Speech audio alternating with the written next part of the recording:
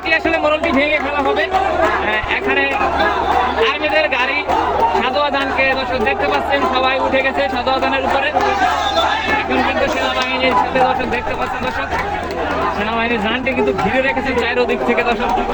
ছাত্র জনতা যারা আছে দর্শক, বঙ্গবন্ধুর মোড়লটি যেখান থেকে আসলে মোড়লটি আসলে ভাঙা হবে দর্শক, দেখতে পাচ্ছেন দর্শক।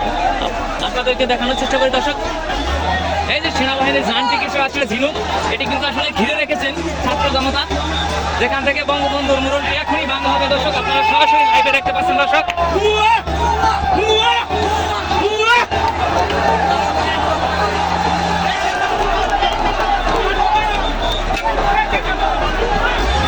দর্শক দেখতে পাচ্ছেন মোড়লটি কিন্তু এখনই ভাঙা হবে, সেই কারণে ভেকু নিয়ে এসেছে দর্শক।